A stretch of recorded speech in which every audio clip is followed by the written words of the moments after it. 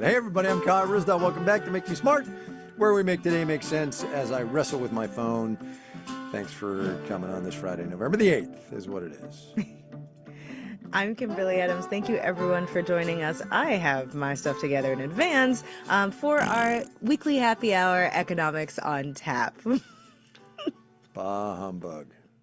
It's too early for that.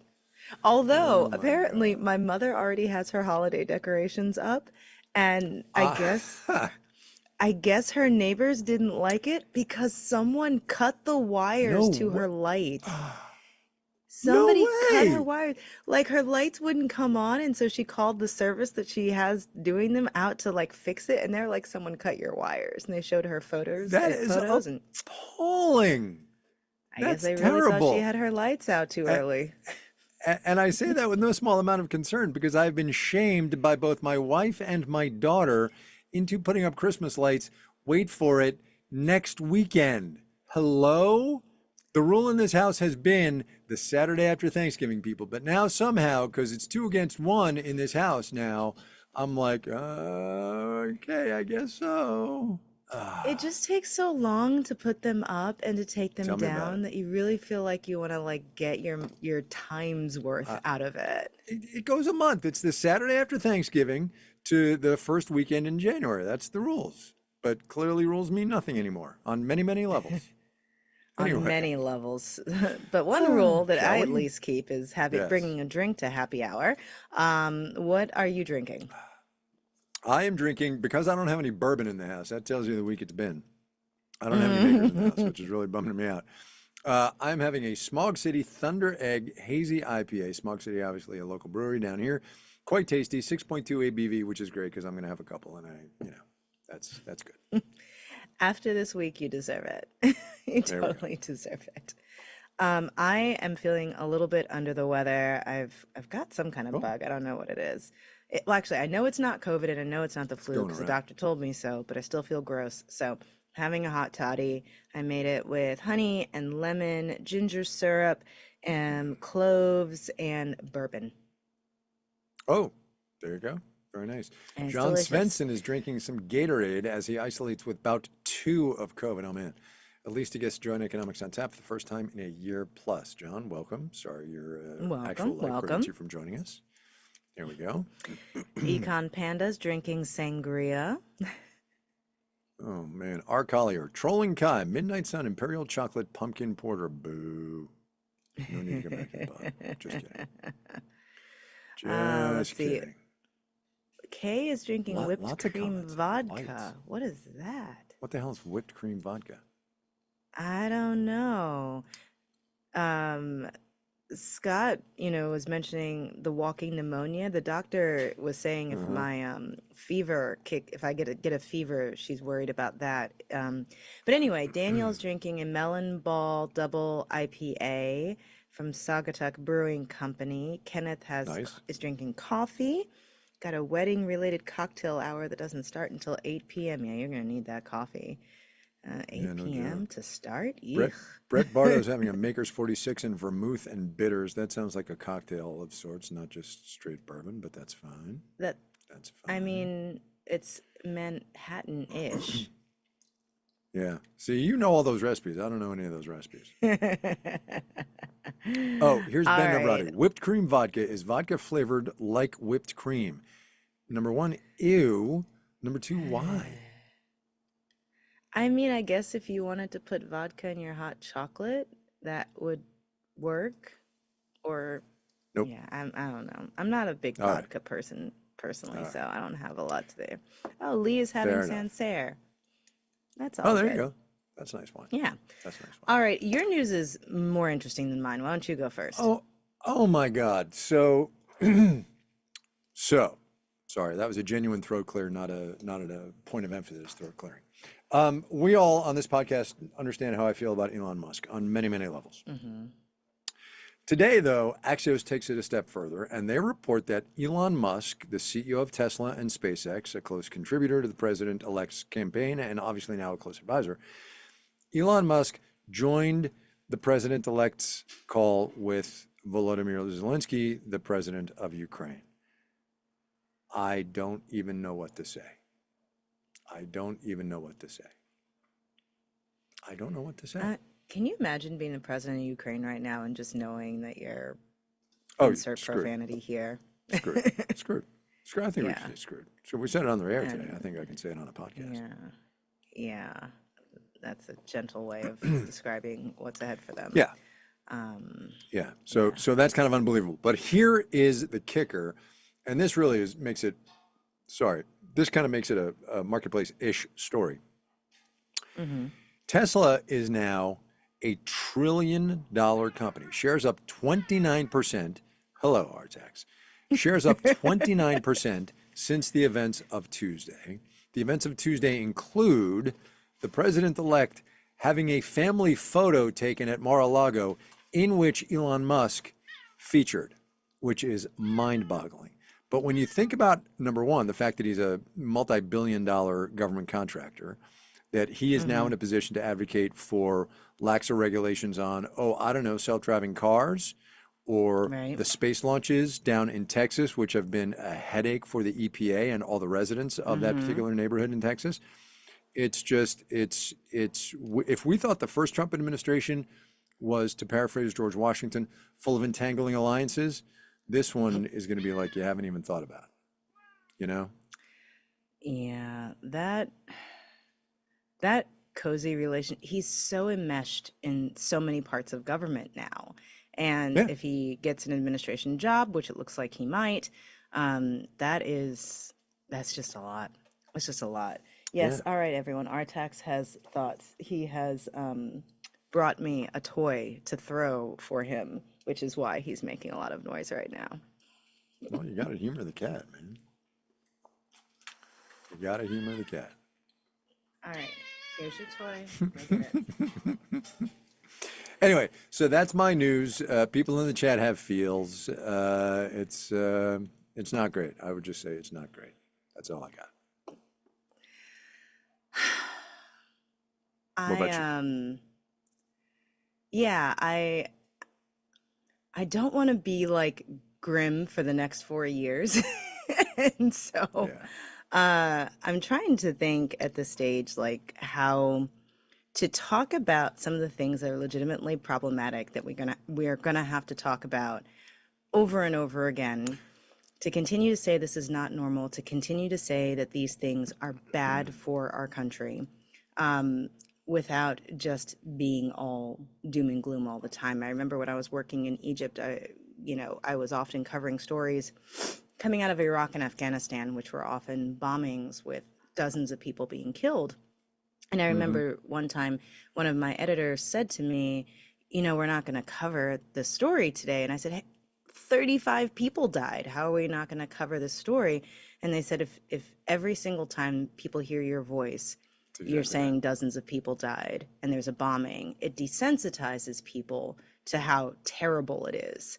And in some ways, not saying it every time makes it a bigger story when you do, but striking that balance is really hard.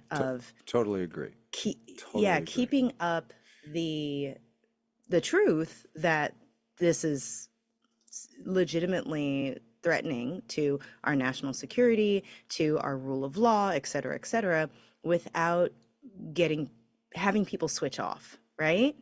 Right. Yeah. Right. So look, if everything's a crisis, then nothing is a crisis, right? Right. And we will.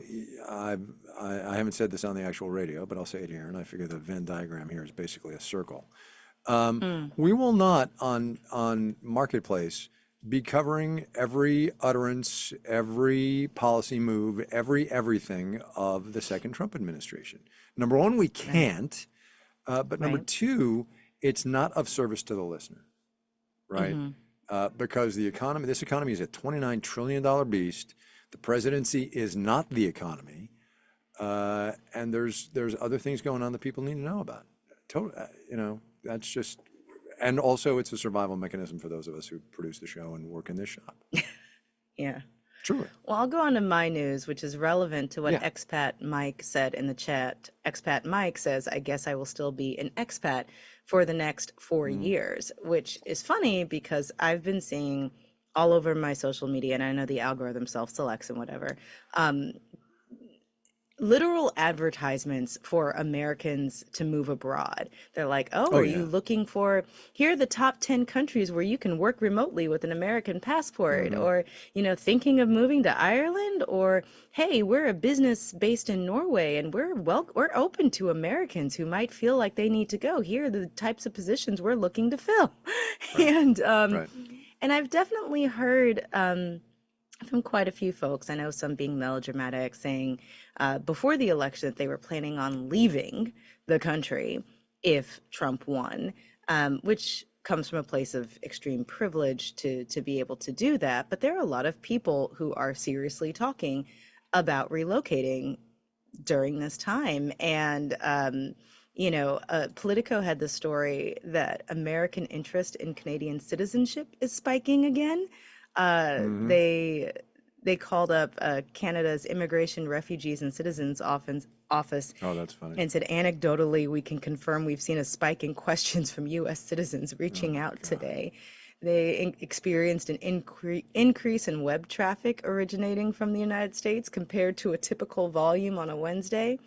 And then the New York Times has this article about all the people who just left town, like literally left the country to escape the election itself. I had a friend who traveled for the election, and she was like, "I'll see you on the other side. I don't want to be here for this." Hmm. And all of these things are, definitely things you can do when you have the resources and the ability to do so. But it strikes me that because of the post-pandemic remote work digital nomad era, that it actually is a lot easier for people to leave and relocate. But it reminds me, and I know I've been speaking a lot about my time in Egypt lately because there's so many parallels. Oh um, yeah. you know it reminds me of how everybody who could leave did leave, and the Yeah. brain drain that caused. And in the case of Egypt, there were people whose lives were literally at risk. They were definitely at risk of arrest and sometimes even torture or death under the new government. But what it meant was the people least able to kind of fight back, with the least resources to do anything to try to change the political situation there, were the ones left to kind of just deal with the consequences, right? And Yeah. I get, the desire to kind of like, you lost and you want to be elsewhere, but it's a little tough for me to swallow. Yeah. I guess two thoughts on that. I'm not leaving Hmm. because uh, all right, this is going to get more maudlin and more rah-rah at the same time than I intended to be. I'm not leaving because I Hmm. believe in America and because it is worth to me standing up for what is right and fighting for it, number one. Number two, and I realize this comes from a place of privilege. Dan Hmm. Abrams, who used to be at ABC News and is now he had horrible anxiety, I guess, and he left ABC News to do anxiety work, and he does a podcast and about helping people deal with anxiety. And one of the things he says is action absorbs anxiety. Hmm. And for those of you who are legitimately feeling angry and anxious and scared and uncertain, I get all of that. But there is a role for you and for others that is not merely he's not my president, right? Hmm. There is a role for civic action. There is a role for building from the bottom up. There is a role for taking a stand. As we talked about the other day, even at the smallest level, the local hospital board, whoever that nurse was who wrote Hmm. in, right? Hmm. Action absorbs anxiety. I think that's a really good saying. I And like we can that. all sit here and hunker down and be scared and anxious. And again, I come from a place of privilege, right? Or you can do some things. Yeah, Yeah. So there you go. I like that. Oh, well, that got serious in a hurry. I don't know. Actually, I So found that let's. to be kind of uplifting and optimistic. Okay. All right. Well, good. Yeah. Shall we? Okay. Break as we always do. Half full, half empty. Drew, all that jazz. We'll be right back. All right, give me a break. I want to restart our segment because I want to blow my nose. I'm sorry, I'm sick. Gotta do what you gotta do, man. Also, we should leave that in because people love the behind the scenes stuff. But that's you get to and decide. plus- It's your nose. Plus, the cat brought back the toy. Oh. Go get it. This is what he wants me to throw. By the way, he keeps All right. bringing So, it back. so those of you actually on the live stream are getting the behind the scenes thing, and people who actually hear the podcast tomorrow or the next day, they're not going to get any of this. Oh man, that cat is pissed. I don't know what you did to that cat. No, he was just waiting for me to throw it. That's the please throw the toy so that I can bring it back to you and scream at you again. Meow. All right, let's try that again. All right, Charlton, let's hit this thing one more time. There we go. All right, we are back. It is now time to play our wonderful game, Half Full, Half Empty, hosted by the wonderful Drew Jostad. Drew, take it away. Hi, Kimberly. Starting off with the Dow Jones Industrial, NVIDIA is replacing Intel. Sherwin-Williams is replacing Dow Chemical. Are you half full or half empty? Things change, man. Happened before the open today. Intel missed the boat on AI, and the rest of it, Dow, whatever, and Sherwin-Williams, whatever. It happens. I'm half full. That's the way it goes. You got to change the indices to reflect the society and the economy. What Kai said, half full. Yeah, there you go. Are you half full or half empty on Steve Madden moving production or accelerating the move of production out of China?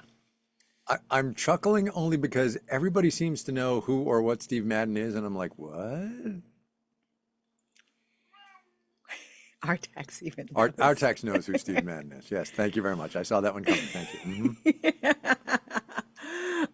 What was fascinating to me about this story is the number of people that made the jump that just because they're moving out of China, they'd move into the United States, which is not necessarily the Yes, no, case.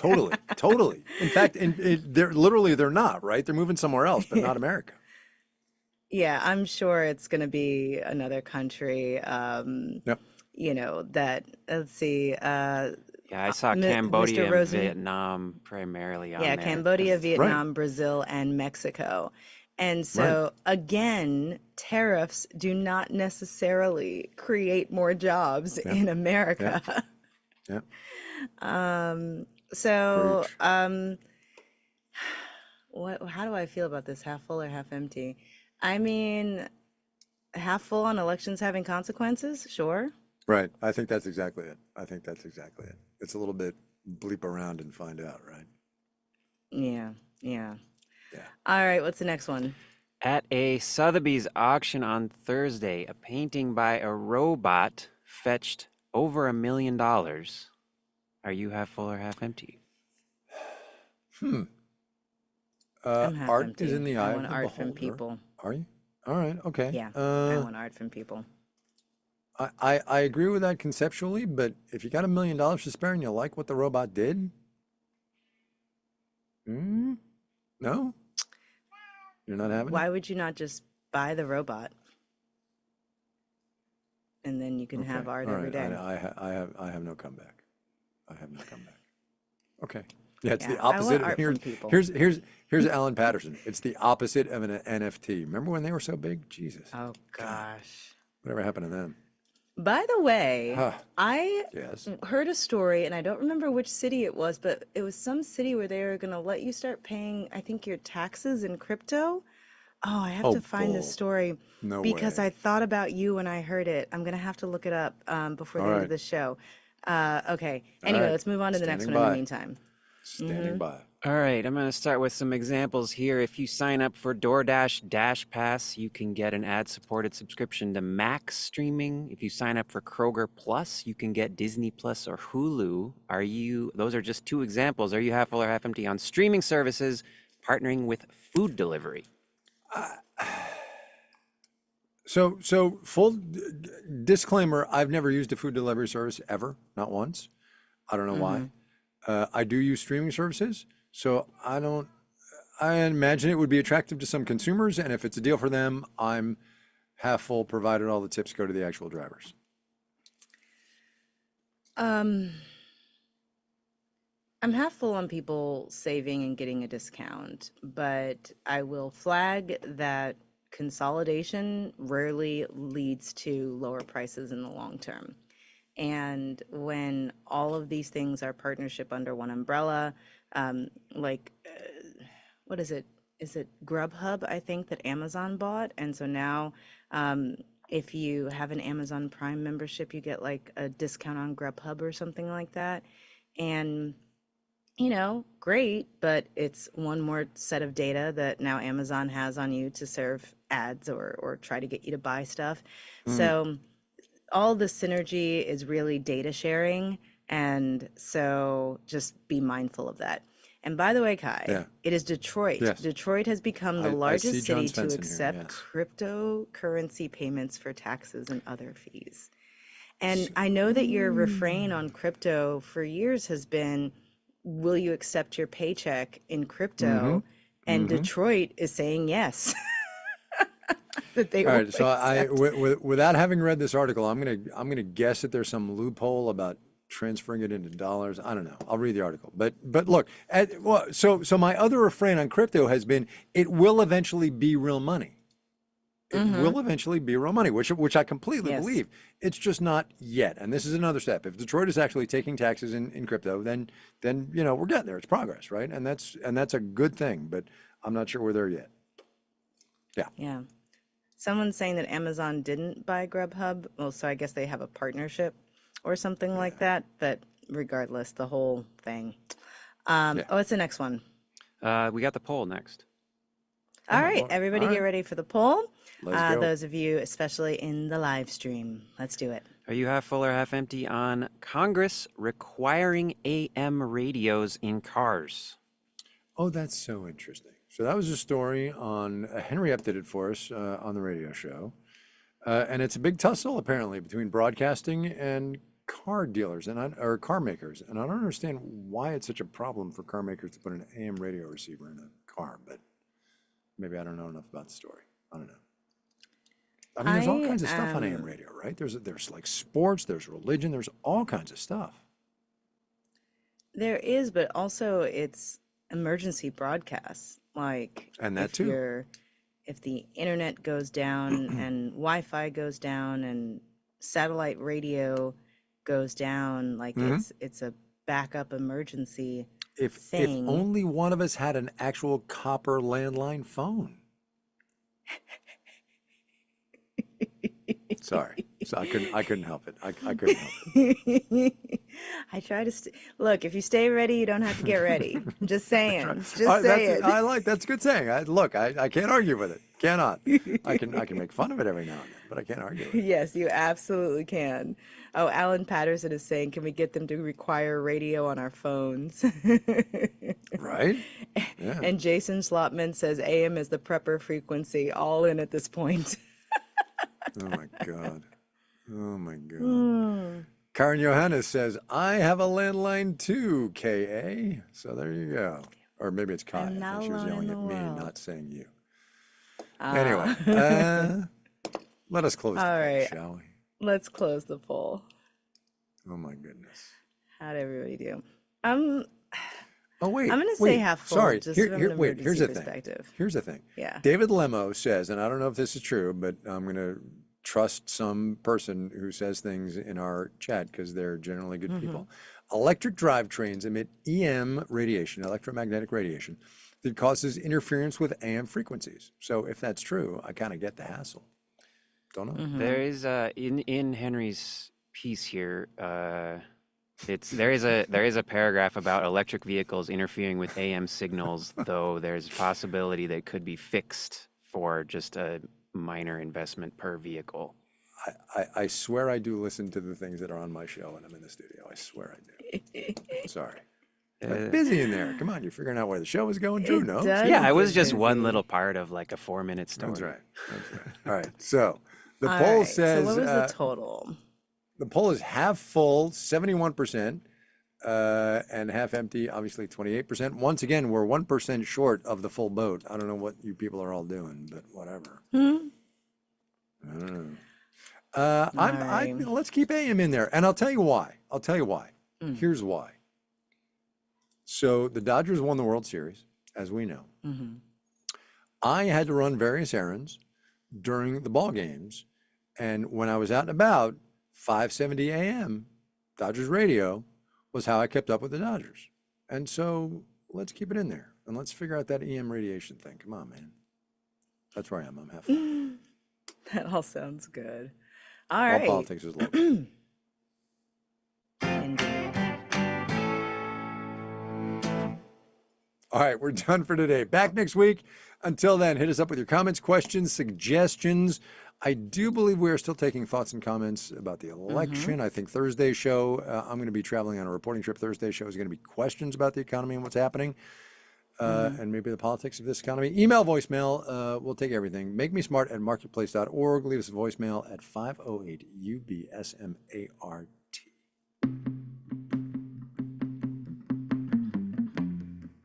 Oh, here's Jacob H. Listen to this. 1010 Williams in New York kept me going on a fateful day 23 years ago, obviously September 9th. Yeesh. Make Me Smart is produced by Courtney Berg-Seeker. Today's episode was engineered by Charlton Thorpe. Answering a question that we get every now and then in the chat, why is Kai looking so red? Because my house is red and the light is reflected off the house onto me, and that's why I'm red. I gotta hurry. Emily McCune, Jamila Huxtable, and Antoinette Brock do our game. Marissa Cabrera, oh, I blew it. Marissa Cabrera is the senior producer. Bridget Bonner is the director of podcast. Francesca Levy is the executive director of Digital On Demand. Neil Scarborough, I don't know what he does around here.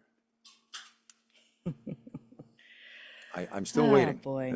I know I'm baiting him, but come on, man. Kimberly, did I cut off your